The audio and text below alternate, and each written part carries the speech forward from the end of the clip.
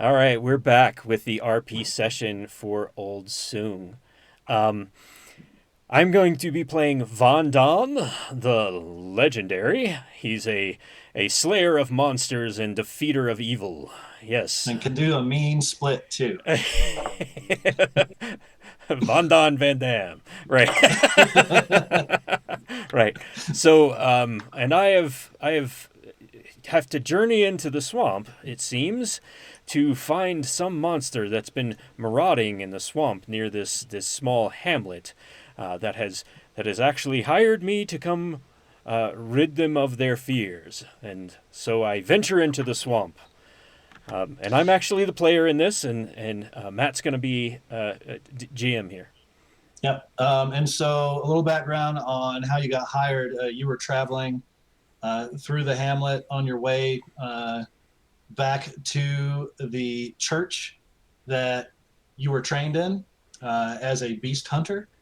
You stopped at the hamlet for rest and recovery and were beset upon by the villagers. They recognized you instantly as one of the famed monster hunters and begged you to take on this job to find out what this thing is and why it keeps raiding the village and stealing their food and sowing all this chaos. In your investigations, you learned a lot about it. No one could quite give you an exact description.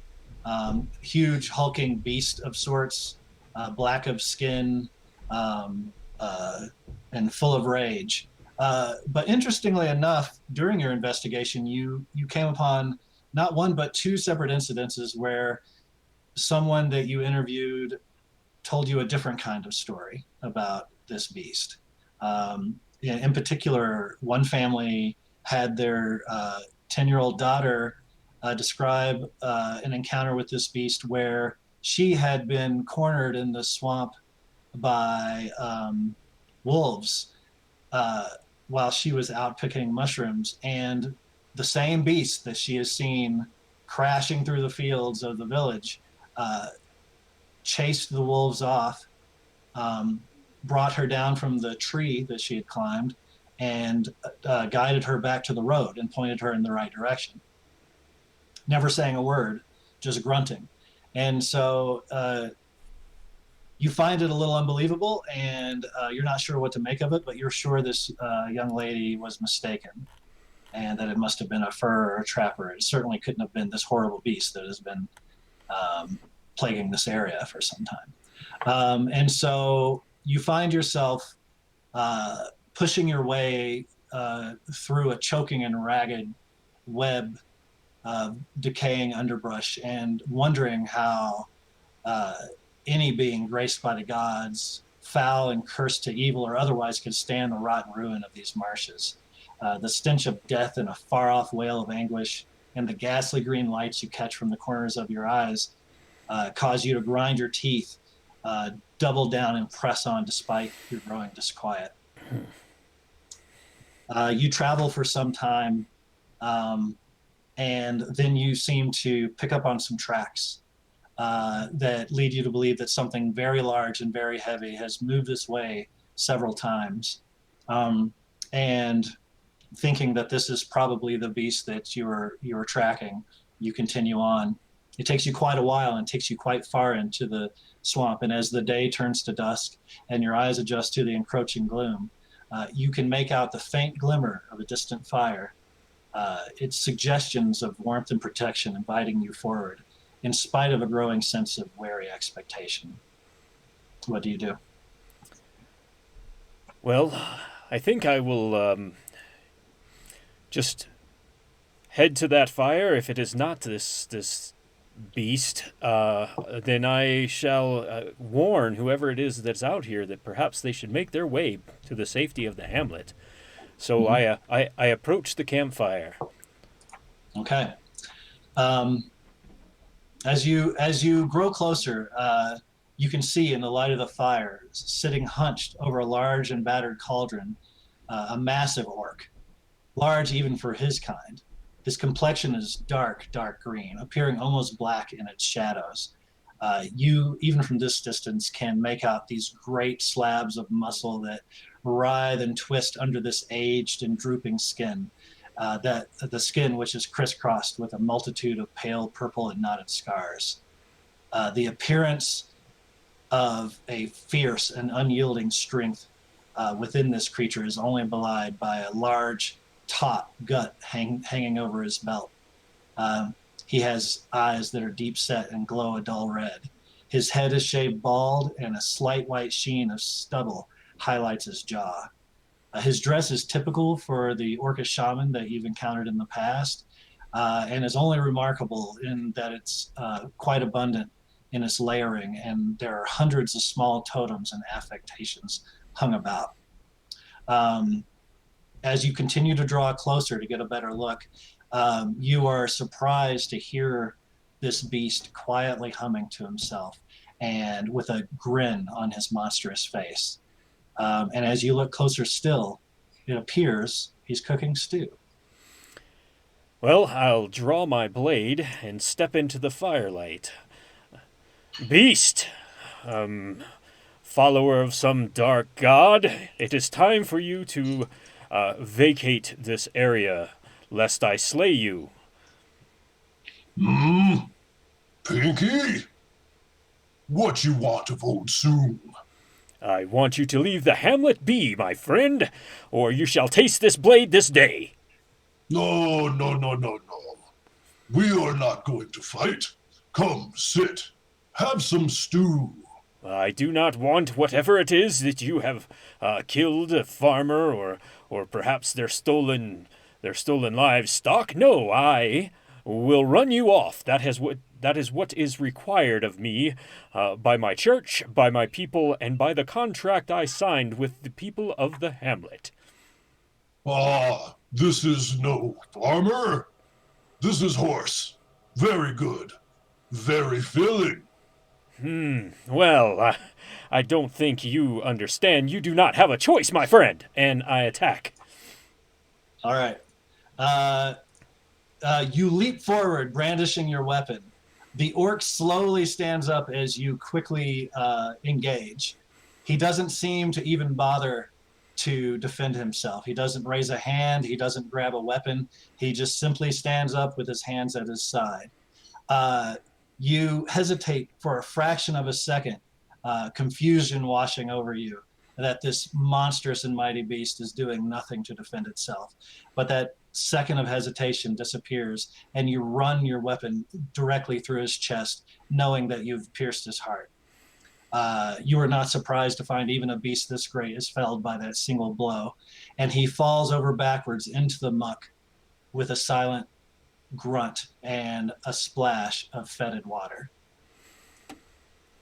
Well, another another hamlet saved by the legendary Vondon. I shall be on my way, and I turn to go.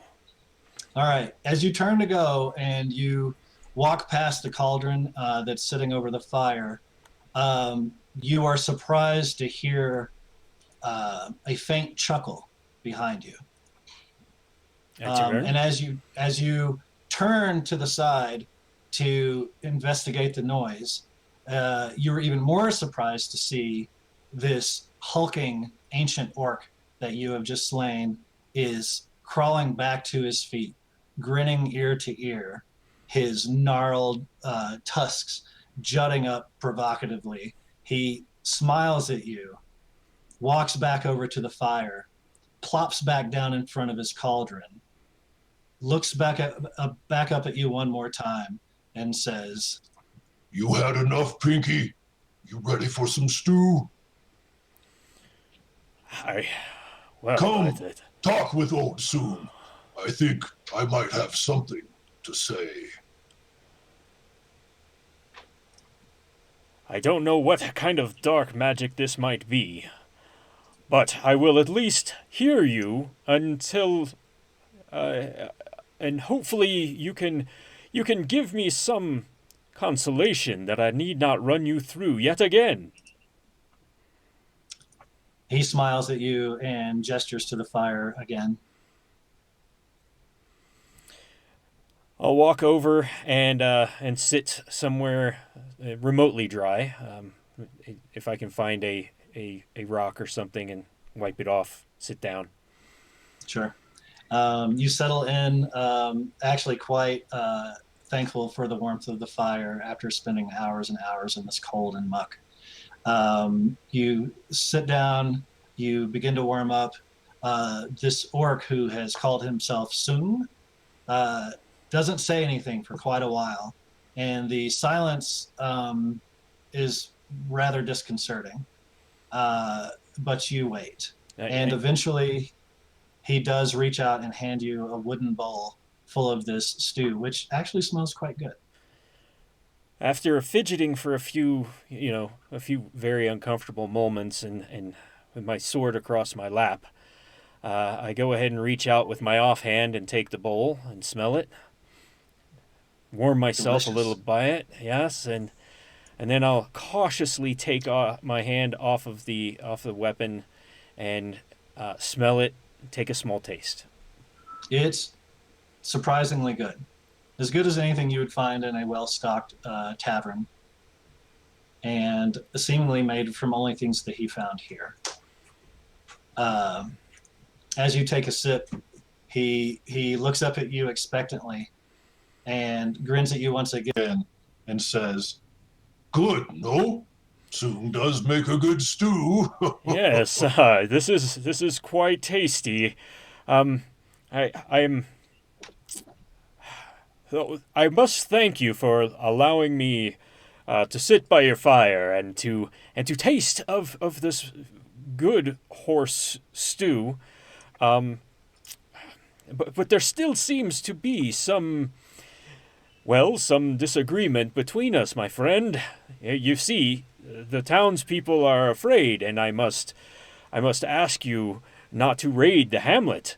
I must bring back some sort of proof that they are safe from you. Well, I soon cannot promise that, but I understand. You see, we must all eat, yes? Yes. Oh, I must also say that your strike was true. My heart still hurts a bit. Let's not do that again. Then tell me why I should let you be, foul orc. Puh.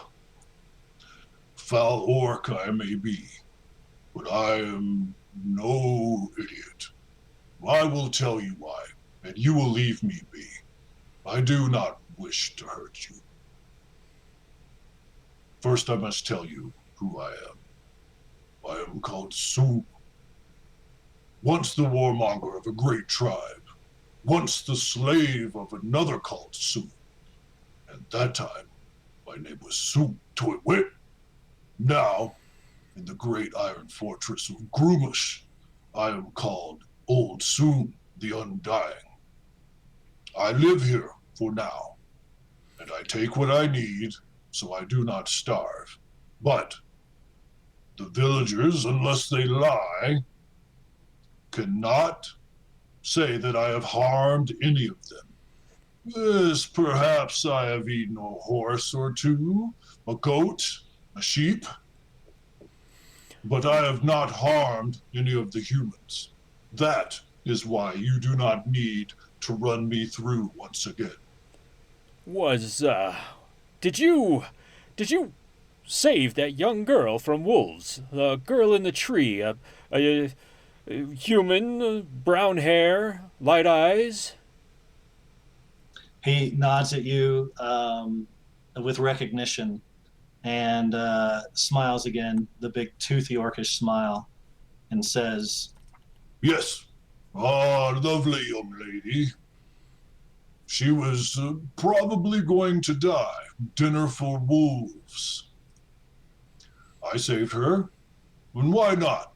She was hurt, in danger of losing her life. I cannot abide children being hurt before they have had a chance to grow up and become the petty, frightened, horrible adults that they should be. Well, it's definitely an odd perspective, but you, my friend, have a very dark complexion, and I hear, and I have seen many an orc in my time, that they grow darker and bigger as they age. So you must be a very old orc. Yes, very old. I'm not sure how long I've lived. 100 years? 1,000? Who's to say? Time is a lie anyway. A convenient one, though. I cannot say, though I have never met my like. And the orcs I do meet quiver in fear at the sight of me. You say they call you Old Soong the Undying. What kind of odd curse is that? I mean, are you truly immortal? If I run you through again, will you simply get up and give me another bowl of stew? As he sits down an empty bowl of stew near the fire. Here, have another bowl. Yes, I would probably get back up. Unless I was especially tired, and then I might take a nap and wait for you to leave. So, where did this curse of yours come from, my friend? The tree cats did. Watch out for those tree cats. They're ferocious. Give me a second. I gotta get rid of the cats.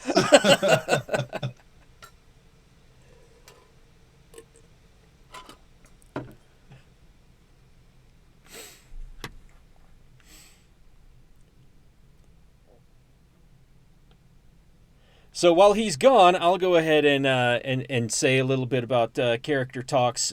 If you visit chrysalisendeavors.com and click the game streams link on chrysalisendeavors.com, you can sign up. We can talk about your favorite character as well, and do one of these character talks with somebody that you have created and known for years and love to play. Okay, so back to it. So what is it that caused this curse and your fated immortality? Groomus himself did it. He took me under his wing. Yes, he guided me. It is because of Groomish that our tribe did so well in his crusades. But when all of that was over, and I had aged to a degree that was no longer prideful, no longer filled with conquest, I went on a vision quest into the swamps, asking Groomish to give me my next path, and he appeared before me. Groomish lay a curse on my head, and he said to me, standing before me with his iron spear, "Until the world knows no more peoples than my orcs, will you ever die or age. No sickness will lay you low, no wound will strike you down. You are my witness, and I bind you to me forever. You will never see the Iron Fortress till the final night has settled on the earth. And I hate him for it. Yes, I may be a high priest of my god. I may do his bidding. I may wait patiently for the end of all times so that I can see his wish fulfilled. But I do not love him, or fear him, or worship him for it. Instead, I bide my time. I help the goodly races in spite of him. And though I have no doubt that in the last days before the sun grasps its final breath, that the orcs will inherit the earth, but I will not rejoice. I will wait, and when I am brought to the Iron Fortress in the hour of Groom's greatest victory, I will strike him from his iron throne. I will take my seat upon it and watch the world perish in the cold black void that will be all that remains of his dynasty. But of course, that is but a pittance to the bigger story. So at this point, I am standing a few feet back, sword back in my hand, soup bowl in the other. Uh, um, this all is very disconcerting. You, you are, you are a priest of an evil god, but you spite him and you want to take his place. What by chance is this bigger story, Old Soong, the Undying? At this point, he is in his fury at the retelling of his story. He is standing, and his chest is heaving. And as he listens to you, you see him calm quickly, and his previous smiling and good-natured attitude returns. He stares at you for a long moment, and then he says, Duh, that is of no concern. It does not change things for you, and it does not change things for me. And he stares at you for another long moment.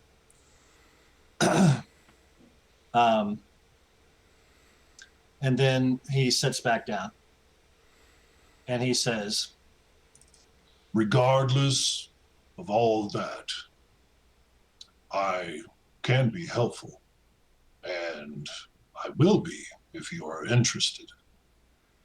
I am a great wealth of information. I have been many places, and I know many things. I can even see the future in a certain way. Is there something you would like to know? Some place you would like to know more about? Something of yourself, perhaps, that you would like clarification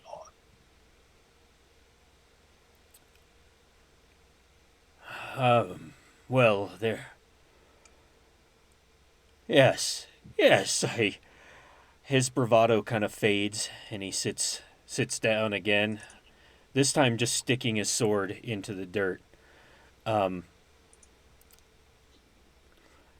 have hunted one monster, my friend. One dragon.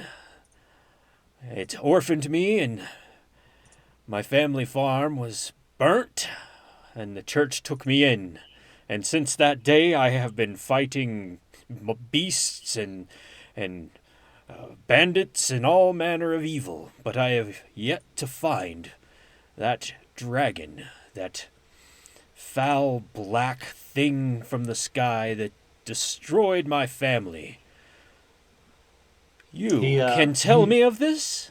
He's nodding knowingly as you tell him the story, and his smile fades for just a second, as if in pity of you, and then the smile slowly returns. As I said, I know many things. My eyes are open in a way that may never be closed. That dragon, I could draw you a map to its lair. But, and though I usually don't share the second half of the story that I can tell you, today I will. That dragon that you seek has been dead for many years, and while you seek it, it lies rotting, mostly bone, but rotting and unfound. I could draw you a map. I could show you where the dragon lies dead, where its hoard lies unfound, untouched, and unguarded. Of course, if that is what you wish. But I could tell you more. I can tell you who will be the next ruler of your kingdom, and that he will eventually go mad and massacre thousands of your innocents before he dies of old age, surrounded by splendor and luxury. I could tell you where your high priest of that church you trained in, that idol of yours, the man whom you consider like a father, takes young girls to diddle them without risk of discovery. However, I promise you, nothing you gain from me will make your life better. No, nothing. You spit lies. You, you these things you say cannot be true. You give me 3 things, and yet all of them, a blight upon my ears. He pulls out like a wrinkled and old piece of parchment, grabs up a piece of charcoal from the fire, and quickly scribbles a remarkably detailed and accurate looking map of an area that you recognize. It's a chain of mountains to the north that you've never explored. And he gives you nearly precise directions on how to find the cave of the dragon that you seek. He hands it over to you, and as you take it, he pokes the hole in the paper where the cave mouth would be and smiles at you again, this time rather sadly. And what do you want in exchange for these premonitions, if that is what they are?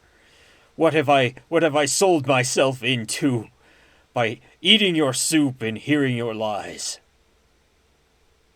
Well, I never ask much. What of this? Sit for the night, drink with me, eat my bread and my stew, share your stories, and maybe listen to some of mine. You know, human eternity gets quite lonely. And if you know a place where a man and an orc could sit side by side, perhaps listen to a fair bard sing a song, lead me there. Let us take as long as we like, for I have all the time in the world.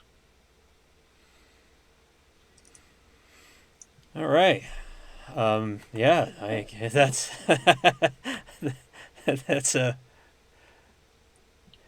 Von Don and Soong sit by the fire and have disturbing tales, and who knows what Von Don goes off and does, and perhaps they do find a place, a friendly, an orc friendly inn somewhere that is okay with